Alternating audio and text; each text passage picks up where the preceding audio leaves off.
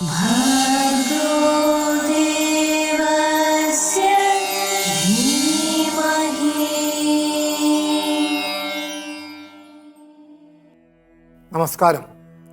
Story telling, കഥ പറയൽ എന്ന് പറയുമല്ലോ, അത് സാഹിത്യത്തിൻ്റെ ആദിമ രൂപമായിരിക്കണം. അതിനെ അധികരിച്ച് പണ്ഡിതന്മാർ ഒട്ടേറെ സിദ്ധാന്തങ്ങൾ ആവിഷ്കരിച്ചിട്ടുണ്ട്. അതിലേറ്റവും പ്രസിദ്ധമായത് the 3 act structure in storytelling എന്നാണത്രേ. 3 അംഗങ്ങളുണ്ട് എന്നാണ് പറയുക.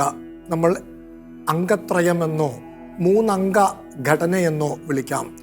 അവ ഇങ്ങനെയാണ്. ആദ്യത്തേത് സെറ്റപ്പ് ആണത്രേ, സജ്ജീകരണം, ഒരുക്കം. രണ്ടാമത്തേത് കൺഫ്രണ്ടേഷൻ ആണത്രേ, എന്ന് വെച്ചാൽ സംഘർഷം, സംഘട്ടനം. മൂന്നാമത്തേത് റെസല്യൂഷൻ, നിർണയം, തീർപ്പ് കൽപ്പിക്കൽ. അപ്പോൾ ഈ 3ന്റെ സ്ഥാനത്ത് ചില പണ്ഡിതന്മാർ 4 എണ്ണം പറയുന്നു, ചിലർ 5 എണ്ണം, ചിലർ 10ന്റെ മുകളിൽ പറയുന്നവർ പോലുമുണ്ട്. അപ്പോൾ ഇവിടെ ഒരു ചോദ്യം, ഈ 3 ആക്ട് സ്ട്രക്ചർ ആണെങ്കിലും 10ൽ കൂടുതലുള്ള സ്ട്രക്ചർ ആണെങ്കിലും ഇവ ഈശോ പറഞ്ഞ ദൃഷ്ടാന്ത കഥകൾക്ക് യോജിക്കുമോ എന്ന്.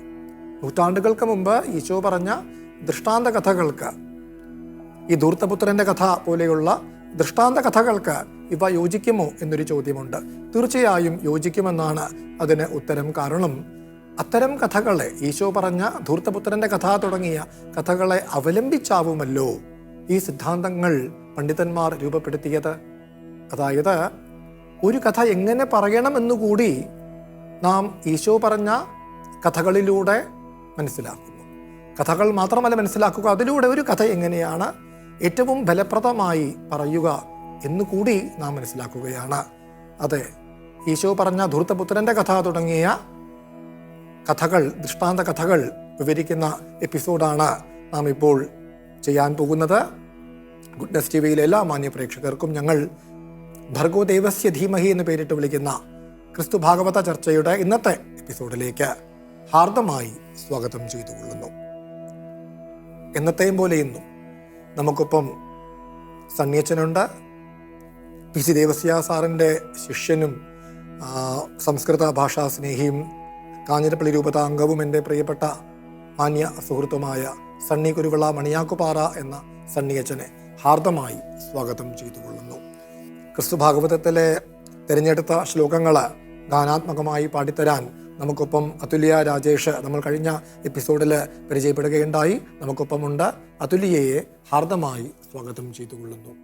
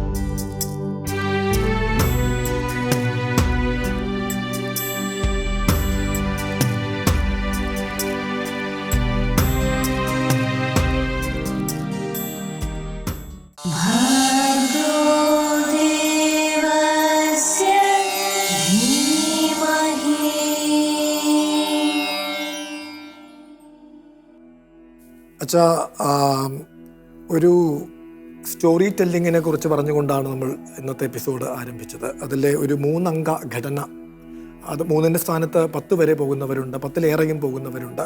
അതെന്തുമായി കൊള്ളട്ടെ, ഈശോ പറഞ്ഞ ദൃഷ്ടാന്ത കഥകളുണ്ടല്ലോ, 3 എണ്ണമുണ്ട്, ഒന്നിന് പിറകെ ഒന്നായി വരുന്നുണ്ടല്ലോ. അതിൽ ഏറ്റവും പ്രസിദ്ധമായത് തീർച്ചയായും ധൂർത്തപുത്രൻ്റെ കഥ തന്നെയാകുമല്ലോ.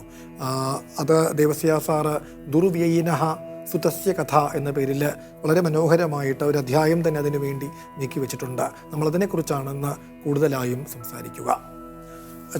ഒരു പശ്ചാത്തലം ഒരുങ്ങുകയാണ്. അതായത് ഈ ഫരിസേയ പ്രമാണികൾ എന്നാണ് ഇവിടെ ദേവസ്യ സാർ അവരെ വിളിക്കുന്നത്. ഫരിസേയ പ്രമാണികൾ എന്നാണ് വിളിക്കുന്നത്. അവർ ഒരു ആരോപണം ഉന്നയിക്കുന്നു ഈശോയുടെ മേൽ. നോക്കൂ, അവൻ പാപികളെ കൂടി തൻ്റെ സംഘത്തിൽ ചേർക്കുന്നു. ആ ശ്ലോകം ഇങ്ങനെയാണ്: തം അൻവയൂർ ഗർഹിത പാപിനശ്ച, വെറുക്കപ്പെട്ട പാപികൾ. അവർ അതിനൊരു വിശേഷണം കൂടിയുണ്ട്: കുലീന സംഘ പ്രതിഷിദ്ധ സംഘാഹ, അഭിജാത വർഗവുമായുള്ള സമ്പർക്കം നിഷേധിക്കപ്പെട്ടിട്ടുള്ള ഗർഹിത പാപിനഹ എന്ന്, വെറുക്കപ്പെട്ട പാപികളെ, അവരെ പോലും ഇദ്ദേഹം ഗൃഹാതി സ്വീകരിക്കുന്നുവെന്ന്, ചേർക്കുന്നുവെന്ന്, കൂട്ടത്തിൽ ചേർക്കുന്നുവെന്ന്. അത് നോക്കൂ എന്ന് പറഞ്ഞ ഫരിസേയ പ്രമാണിമാർ അത് കാണിച്ചു കൊടുത്തുകൊണ്ട് അങ്ങനെ ഒരു ആരോപണം ഉന്നയിക്കുമ്പോൾ അതിനുള്ള മറുപടി എന്നോണമാണ് ഈശോ 3 കഥകൾ ഒന്നിന് പിറകെ ഒന്നായി പറയുന്നത്. ഇതിന് വേറൊരു പശ്ചാത്തലമുണ്ട്. ലൂക്കാ സുവിശേഷകന്റെ പുസ്തകത്തിൻ്റെ അകത്താണ് ഈ കഥകൾ, പ്രത്യേകിച്ച് നമ്മുടെ ഈ ധൂർത്തപുത്രൻ്റെയും ബലിയാക്കാരൻ്റെ ഒക്കെ വരുന്നത്. അപ്പോൾ ഈ ലൂക്കായുടെ സുവിശേഷത്തിൽ പ്രത്യേകിച്ചും കാരുണ്യത്തിൻ്റെ ഒരു സുവിശേഷം കൂടിയാണ്. അത് പ്രത്യേകിച്ചും ബലഹീനരായ ആൾക്കാരെ ഉദ്ധരിക്കുക എന്നുള്ളത് ഈ ലൂക്കാ സുവിശേഷകൻ്റെ, എല്ലാവർക്ക് വേണ്ട ആദരവ് കൊടുക്കുക, അവരെ മുഖ്യ ശ്രേണിയിലേക്ക് കൊണ്ടുവരിക എന്നുള്ള ലൂക്കാ സുവിശേഷകൻ്റെ വലിയൊരു ശ്രദ്ധയാണ്. അതിൻ്റെ ഭാഗമായിട്ടും കൂടെയാണ് ഈ കഥകൾ നമ്മൾ മനസ്സിലാക്കുന്നത്. ലൂക്കാ സുവിശേഷകൻ്റെ ഒരു പോയിന്റ് ഓഫ് സ്ട്രെസ്സാണ്, പ്രത്യേക ഊന്നൽ കൊടുക്കുന്ന ഒരു കാര്യമാണ്. ഈ നഷ്ടപ്പെട്ട ആടുകളുടെ ഉപമ അതാണല്ലോ ആദ്യം അദ്ദേഹം പറയുന്നത്. അതിലെ ആദ്യത്തെ ശ്ലോകം യേശുസ്തു താൻ പ്രത്യവദത് നരഃ കഹ എന്നാരംഭിക്കുന്ന ശ്ലോകമുണ്ട്. അതുല്യ നമുക്കായിട്ട് ആ ശ്ലോകം ആലപിച്ചു തരും. യേശുസ്തു താൻ പ്രത്യവദൻ നരഃ കഹ സ്വാമി സ്വയം മേഷശതസ്യ ഭൂത്വാ ഏകസ്യ നാശേ സവിഹായ ശിഷ്ടാൻ ന കിം തമന്വിഷ്യതി ദത്തചിത്തഃ. ഇതൊന്ന് വിശദമാക്കിയേക്കാം. യേശുഹൂതോ താൻ പ്രത്യവദത്, യേശു അവരോട് മറുപടി പറഞ്ഞു. കഹ നരഹ, ഏതു മനുഷ്യനാണ് മേഷശതസ്യ സ്വാമി സ്വയം ഭൂത്വ, 100 ആടുകളുടെ ഉടമയായിരുന്നു കൊണ്ട് ഏകസ്യ നാശേ, അതിലൊന്ന് നഷ്ടപ്പെടുമ്പോൾ ശിഷ്ടാൻ വിഹായ, ബാക്കിയുള്ളവയെ വിട്ടിട്ട് ദത്തചിത്ത, ഏകാഗ്രതയോടെ തം കിം ന അന്വിഷ്യതി, അതിനെ തേടി പോകാത്തത് എന്ന്. തുടർന്ന് പറയുന്നു ലബ്ധ്വാ പുനസ്തം. അതുകൂടി നമുക്കൊന്ന് കേട്ടാലോ, അടുത്ത ശ്ലോകം കൂടി. ലബ്ധ്വാ പുനസ്തം മുദിതഃ സമേശം സ്കന്ധം സമാരോപ്യ സമേത്യ ഗേഹം ബ്രവീതി മോദധ്വമയേ മയാസ്മന്മേഷോ വിനഷ്ട പുനരദ്യ ലബ്ധഃ. ഇതും നോക്കാം. പുനഃ, പിന്നീട് തം ലബ്ധ്വ, അതിനെ കിട്ടുമ്പോൾ മുദിതഃ, സന്തോഷത്തോടെ, സഹ മേഷം സ്കന്ധമാരോപ്യ, അവൻ സന്തോഷത്തോടെ അതിനെ ചുമലിലെടുത്തുകൊണ്ട് ഗേഹം സമീത്യ, വീട്ടിലെത്തിയിട്ട് അയേ മൂതധ്വം, ആഹ്ലാദിക്കുവിൻ എന്ന് പറയുമത്രേ.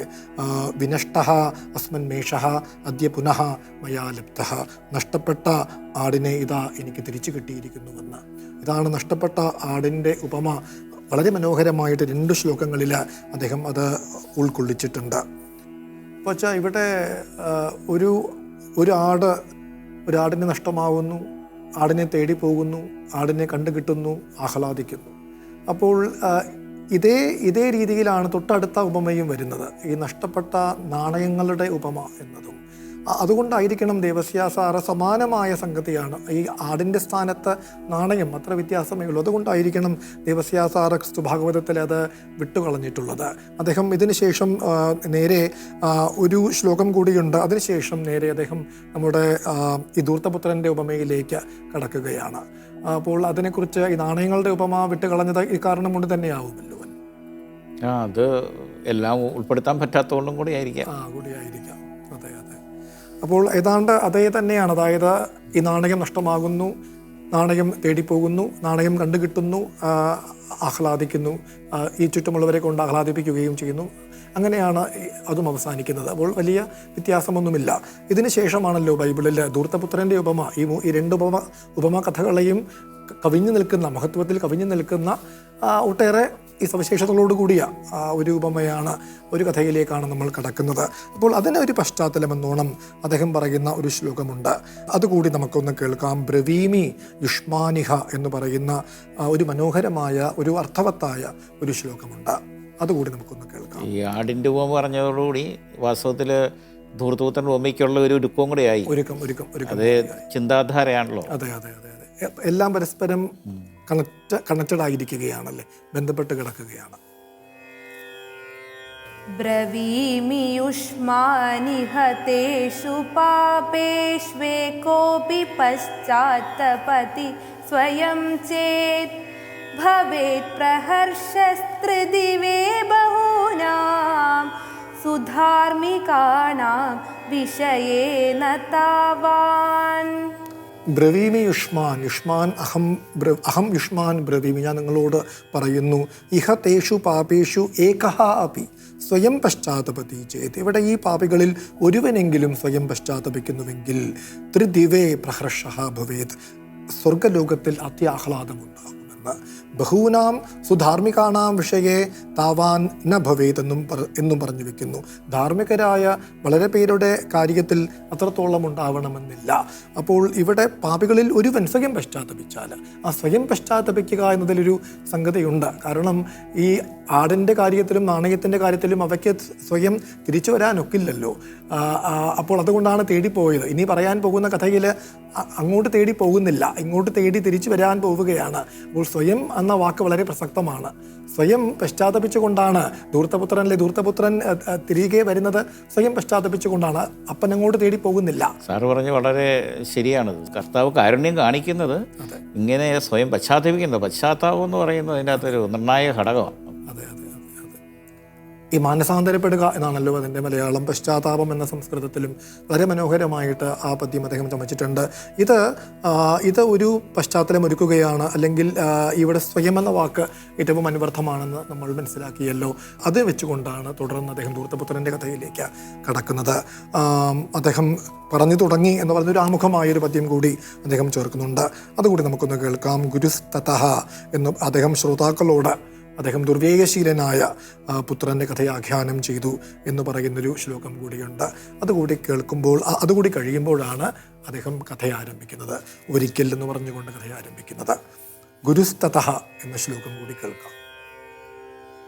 ഗുരുസ്തതഃ ശ്രോതൃജനാനവാദീത് കഥാമിമാം ദുർവ്യയിനഃ സുതസ്യ രസൈർഗുണോത്കൃഷ്ടതയാ ച പശ്ചാദവാപ വിശ്വോത്തര വിശ്രുതിം യാ. തതഃ തുടർന്ന് ഗുരുഹു, ഗുരുനാഥൻ. ഇവിടെ ഗുരുഹു തന്നെയാണ്, ജഗത് ഗുരുഹു എന്നൊക്കെയാണ്. ഇവിടെ ഈശോയെ കുറിക്കുന്ന പദങ്ങൾ, മറ്റു പദങ്ങളൊന്നും ദേവസ്യ സാർ ഉപയോഗിക്കുന്നില്ല. ഒരു ഗുരുവിന് മാത്രമേ ഇത്ര അന്വർത്ഥമായ കഥകൾ പറഞ്ഞു കൊടുക്കാൻ പറ്റൂ എന്നതുകൊണ്ടായിരിക്കാം. മറ്റൊരു വിശേഷണവുമില്ല.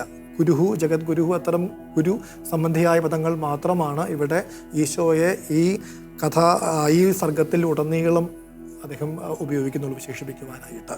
തതഃ തുടർന്ന് ഗുരു ശ്രോതൃജനാൻ അവാദീത്, ശ്രോതാക്കളോടായി പറഞ്ഞു. ദുർവ്യയനഃ ഇമാം കഥാം, ദുർവ്യയനഃ സുതസ്യ ഇമാം കഥാം, ധൂർത്തപുത്രൻ്റെ ഈ കഥ പറഞ്ഞുവെന്ന്. അപ്പോൾ അതിനെക്കുറിച്ചുള്ള വിശേഷണമാണ് പിന്നീട് ബാക്കി 2 വരികളിൽ വരുന്നത്.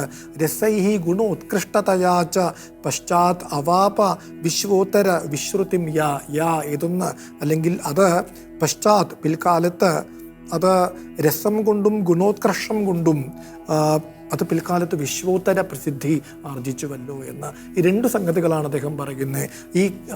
ഇനി പറയാൻ പോകുന്ന കഥയുടെ വിശേഷണമായിട്ട് രസങ്ങളുണ്ട്, അതിൽ ഇമോഷൻസ് ഉണ്ട്, അതിൽ വൈകാരികമാണ് ആ കഥകൾ എപ്പോഴും വൈകാരികമായിരിക്കുമല്ലോ. അപ്പം പിന്നെ വെറും വൈകാരികം മാത്രമല്ല, പിന്നെയോ അതിൽ ഗുണോത്കർഷമുണ്ട്, അതിൽ ഉത്കൃഷ്ടമായ ഗുണങ്ങളുണ്ട്, മേന്മകളുണ്ട്. അപ്പോൾ ഈ വൈകാരികമായ തലത്തിലും ഉത്കൃഷ്ടമായ ഗുണങ്ങളുടെ തലത്തിലും മികച്ചു നിൽക്കുന്ന കഥയാണ് ഈശോ പറയാൻ പോകുന്നത് എന്ന് ഒരു പശ്ചാത്തലം ഒരുക്കിക്കൊണ്ടാണ് അദ്ദേഹം കഥയിലേക്ക് കടക്കുന്നത്. സാറ് ഇതിൻ്റെ രചനയ്ക്ക് ഉപയോഗിച്ച റിച്ചിയോത്തിയുടെ പുസ്തകത്തിലും റിച്ചിയോത്തി പ്രത്യേകിച്ച് അതിൻ്റെ കുറിപ്പിൻ്റെ അകത്ത് കൊടുത്തിട്ടുണ്ട്. അതായത് വെറും സാഹിത്യകൃതിയായിട്ട് ബൈബിളിനെ കണ്ടിട്ട് അതിലെ ഒരു മനോഹര കഥയായിട്ട് മാത്രമേ എടുത്താൽ പോലും ഇത് ലോകോത്തരമാണ്, ലോക സാഹിത്യത്തിൽ വലിയ സ്ഥാനം പിടിച്ചിരിക്കുന്ന ഒരു കഥയാണ് എന്ന് ഇതിനെ നമുക്ക് വേറൊരു ഭാഷയിലേക്ക് മാറ്റി പറയാൻ പോലും പറ്റിയെന്നുള്ള രീതിയിലാണ് റിച്ചിയോത്തി അഭിപ്രായപ്പെട്ടത്. അതെ അതെ, ഞാനൊന്ന് വായിക്കട്ടോ. ഇപ്പച്ചൻ പറഞ്ഞ സംഗതി കേവലം സാഹിത്യ ദൃഷ്ടിയാ നിരീക്ഷിച്ചാലും ഈ ദൃഷ്ടാന്ത കഥ അതിൽ തന്നെ ഒരു അദ്ഭുതമാണ്. ഹൃദയം ഇളക്കുന്നതിനുള്ള ഇത്ര അഗാധമായ ശക്തി, ഇത്ര ഹ്രസ്വമായ ഒരു കഥയിൽ ലോകത്തിൽ ഒരു എഴുത്തുകാരനും ഒരിക്കലും നിവേശിപ്പിച്ചിട്ടില്ല. അത് അങ്ങേയറ്റം ലളിതമാണ്. എങ്കിലും അതിൻ്റെ ശക്തി വിദഗ്ധമായ ഘടനയ്ക്കും പ്രസന്നമായ രീതിക്കും അർഹമായ പ്രശസ്തി ആർജിച്ചിട്ടുള്ള ഇതര ആഖ്യാനങ്ങളെക്കാൾ വളരെ മഹത്തരമാണ്. മറ്റു വാക്കുകളിൽ അത് പുനരാഖ്യാനം ചെയ്യുക അതിൻ്റെ സൗന്ദര്യം നശിപ്പിക്കുകയായിരിക്കും എന്നിടത്തോളം അദ്ദേഹം പറഞ്ഞിട്ടുണ്ട്. അതിനെയാണ് ദിവസീയ സാറ് വളരെ മനോഹരമായിട്ട്, അതായത് മറ്റു മൊഴികളിലേക്ക് അത് വ്യാഖ്യാനം അല്ലെങ്കിൽ പുനരാഖ്യാനം ചെയ്യുക അതത്ര എളുപ്പമല്ല എന്ന് അദ്ദേഹം ചൂണ്ടിക്കാണിച്ചിട്ടുണ്ട്. അതുകൊണ്ട് വളരെ ഭയഭക്തി ബഹുമാനാദരവോട് കൂടി ആയിരിക്കണം ദേവസ്യ സാറ് ഈ കഥാ സംസ്കൃതത്തിലേക്ക് പുനരാഖ്യാനം ചെയ്തത്. നമുക്ക് ദേവസ്യ സാർ വളരെ പ്രശസ്തമായ രീതിയിൽ വാക്കുകളെ അതെ അതെ അതെ വളരെ മനോഹരമായിട്ട് അതെ റിച്ചോത്തി പോലും ഈ സമ്മതിച്ചു കൊടുക്കുമാറാണ് ദേവസ്യ സാറ് അത് വളരെ മനോഹരമായിട്ട് സംസ്കൃതത്തിൽ വിവർത്തനം ചെയ്തിട്ടുള്ളത് എന്ന് കാണാം. വിവർത്തനം ചെയ്യുക മാത്രമല്ല, ഇടയ്ക്കിടയ്ക്ക് തൻ്റെതായിട്ടുള്ള കുറേ സംഭാവനകളൊക്കെ അദ്ദേഹം അതിൽ നൽകി. അതെ അതെ, നമുക്കത് വഴിയെ കാണാനിരിക്കുകയാണ്. അതിൽ ആദ്യത്തെ ശ്ലോകം ഒന്ന് വായിക്കാം. അതായത് കഥ ആരംഭിക്കുകയാണ്. ഈ ധൂർത്തപുത്രൻ്റെ കഥ ഈശോ ഇങ്ങനെയാണ് പറഞ്ഞു തുടങ്ങുന്നത്. ആസ്താം പുര എന്ന് പണ്ട് ഉണ്ടായിരുന്നു എന്ന്. ആ ശ്ലോകം കൂടി നമുക്കൊന്ന് ആലപിച്ചു കേൾക്കാം. ആസ്താം പുരാ കസ്യചിദുത്തമസ്യ നരസ്യ പുത്രൗ ധനിനഃ പ്രിയൗ ദ്വൗ ജ്യായാം സ്തയോഃ കർഷണദത്തദൃഷ്ടിഃ സ്വേച്ഛാവിഹാരി ത്വപരഃ കനീയാൻ. നമ്മൾ ഇൻട്രോവിൽ പറഞ്ഞല്ലോ ഒരു 3 ആക്ട് സ്ട്രക്ചറിനെ കുറിച്ച്. അതിലൊന്നാമത്തേത് സെറ്റപ്പാണ്, ഒരു സജ്ജീകരണമാണ്, അതൊരുക്കുകയാണ് ഇവിടെ ആദ്യത്തെ ശ്ലോകങ്ങളിലൂടെ. നോക്കൂ, പുരാ പണ്ട് അല്ലെങ്കിൽ ഒരിക്കൽ, കസ്യചിത്ത് ഉത്തമസ്യ ധനിന ഒരു ഉത്തമനായ ധനികൻ്റെ. ഈ 2 വിശേഷണങ്ങളും ഒരുമിച്ച് ഒരാളിൽ വരിക എളുപ്പമല്ലല്ലോ. ഈ ഉത്തമനുമാണ്, അതായത് അങ്ങേയറ്റം നല്ലവനാണ്, ധനികനുമാണ്. അപ്പോൾ അങ്ങേറ്റം നല്ലവനായ ഒരു ധനികന് പ്രിയൗ ദ്വൗ പുത്രൗ ആസ്താം, പ്രിയപ്പെട്ട 2 മക്കളുണ്ടായിരുന്നു. 2 മക്കളും ഒരേപോലെ പ്രിയപ്പെട്ടവരാണ്. തയോഹോ ജ്യായാൻ, അവരിൽ മൂത്തയാള് കർഷണ ദത്ത ദൃഷ്ടി, അവരിൽ മൂത്തയാള് കർഷണ ദത്ത ദൃഷ്ടിയാണത്രേ. ഈ കൃഷി കാര്യങ്ങളിൽ ശ്രദ്ധിച്ചിരുന്നു. അപരഹ കനീയാൻ, ഈ ഇളയവനാകട്ടെ സ്വേച്ഛാവിഹാരി, ഒരു താന്തോന്നിയായിരുന്നു. ഇങ്ങനെയാണ് അദ്ദേഹം ആ ഒരു സെറ്റപ്പ് അദ്ദേഹം ഇവിടെ നടത്തുന്നത്. തുടർന്ന് നേരിട്ട കഥയിലേക്ക് പോവുകയാണ്. ബൈബിളിലും അങ്ങനെ തന്നെയാണല്ലോ. ഇളയവൻ ചെന്ന അച്ഛനോട് തൻ്റെ ഭാഗധേയം ചോദിക്കുകയാണ്, തൻ്റെ ഓഹരി ചോദിക്കുകയാണ്. അതാണ് അടുത്തത് വരുന്നത്. അതുകൂടി നമുക്കൊന്ന് കേൾക്കാം. അധൈകതാതം പിതരം എന്നാരംഭിക്കുന്ന ശ്ലോകം. അധൈകതാതം പിതരം കനീയാൻ സമേത്യ ചാഹ പ്രിയതാതമഹ്യം പ്രയച്ഛരിക്തസ്യ വിഭാഗമദ്യ ലഭ്യോ മയാ യസ്തനയേന പശ്ചാത്. ഇതൊന്ന് പറഞ്ഞേക്കാം അച്ഛാ. അധൈകത പിന്നീട് ഒരിക്കൽ കനീയാൻ ഇളയവൻ തം പിതരം സമേതിയ അച്ഛൻ്റെ അടുക്കൽ ചെന്നിട്ട് ആഹാച പറയുകയും ചെയ്തു. പ്രിയതാത എന്നാണ് വിളിക്കുന്നത്, പ്രിയപ്പെട്ട അച്ഛ. പശ്ചാത് തനയേന മയാ യഹ ലഭ്യ, പിന്നീട് എനിക്ക് പിൽക്കാലത്ത് എനിക്ക് എന്തു കിട്ടണമോ ആ ഓഹരിയുടെ ഭാഗം, ആ സ്വത്തിൻ്റെ ഓഹരി, രിക്തസ്യ വിഭാഗം അതിമഹ്യം പ്രയച്ഛ, അതിപ്പോൾ തന്നെ എനിക്ക് വേണം എന്ന് മകൻ ആവശ്യപ്പെടുകയാണ്. അപ്പോൾ ഇവിടെ ഒരു അകാലത്തിൽ, അതായത് അപ്പൻ ജീവനോടെ ഇരിപ്പുണ്ട്. അപ്പോൾ മകൻ ചെന്ന് ഓഹരി ആവശ്യപ്പെടുമ്പോൾ അതുകൊണ്ട് ഉദ്ദേശിക്കുന്നത്, മകൻ ഉദ്ദേശിക്കുന്നത്, അച്ഛാ എൻ്റെ ദൃഷ്ടിയിൽ അങ്ങ് മരിച്ചതിന് തുല്യമാണ്, അപ്പോൾ അങ്ങനെയല്ലേ ഉദ്ദേശിക്കുന്നത്? അപ്പോൾ അച്ഛനും ആ ഒരു ചിന്ത ഉണ്ടാകുമല്ലോ. മകൻ തന്നോട് അകാലത്തിൽ സ്വത്ത് ആവശ്യപ്പെടുമ്പോൾ അപ്പനും വിചാരിക്കും അവനെ സംബന്ധിച്ച് ഞാൻ മരിച്ചതുപോലെയായല്ലോ എന്ന്. അപ്പോൾ അങ്ങനെയൊരു ചിന്ത കൂടി ഇല്ലേ ഇതിന് പിറകിൽ? അങ്ങനെ തീർച്ചയായിട്ടൊരു ചിന്ത എൻ്റെ അകത്തുണ്ട്. അതുപോലെ തന്നെ വേറൊരു ചിന്ത എനിക്ക് അതിൻ്റെ അകത്ത് തോന്നുന്നു. എനിക്ക് വളരെ ഇഷ്ടപ്പെട്ട വേറൊരു സംഗതി അതിൻ്റെ അകത്തുള്ളത് അപ്പൻ കാണിക്കുന്ന ആ സ്വാതന്ത്ര്യം.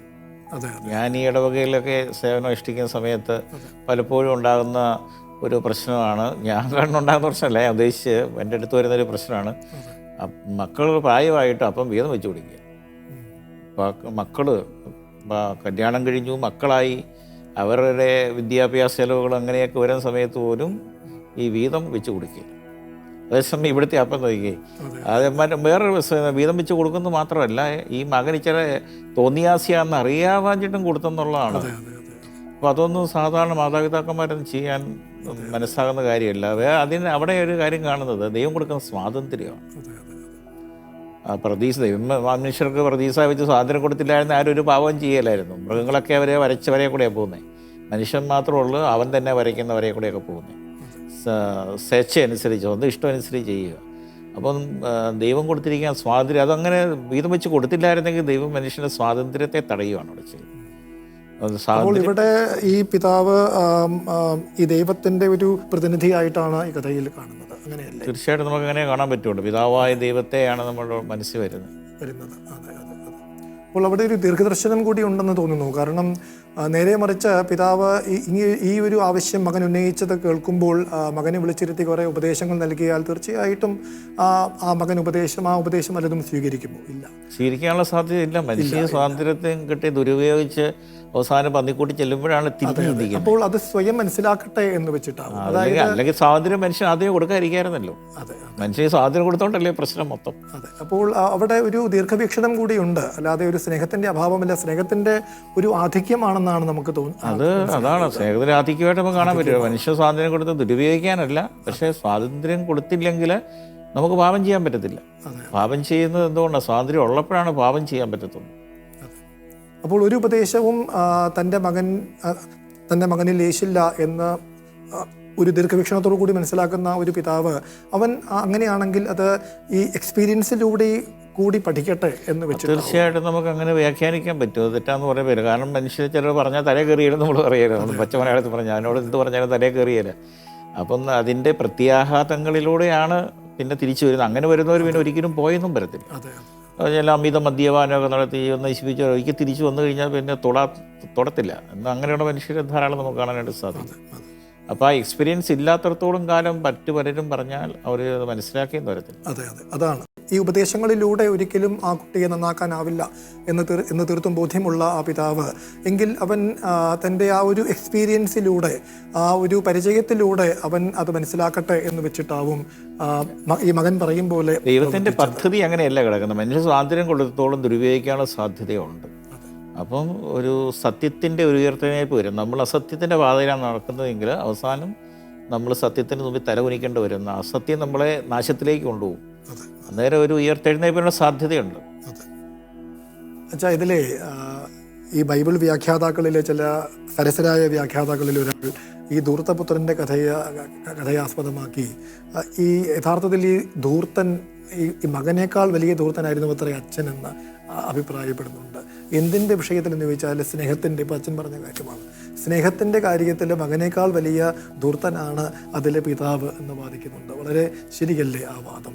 അപ്പോൾ ഈ ധൂർത്തപുത്രൻ എന്ന് പറയുമ്പോൾ ധൂർത്ത പിതാവ് സ്നേഹധൂർത്താണ് അദ്ദേഹം കാണിക്കുന്നത് എന്ന്. അപ്പോൾ ഈ ധൂർത്തപുത്രൻ്റെ കഥ നമുക്ക് വരും എപ്പിസോഡുകളിലും നമുക്ക് ചർച്ചയ്ക്ക് വിധേയമാക്കാം. ഗുഡ്നസ് ടിവിയിലെ എല്ലാ മാന്യ പ്രേക്ഷകർക്കും നന്ദി, നമസ്കാരം. ഈ പ്രോഗ്രാമിനെ കുറിച്ചുള്ള നിങ്ങളുടെ അഭിപ്രായങ്ങളും നിർദ്ദേശങ്ങളും വാട്സാപ്പിലൂടെ ഞങ്ങളെ അറിയിക്കുക. അറിയിക്കേണ്ട നമ്പർ 9074576022.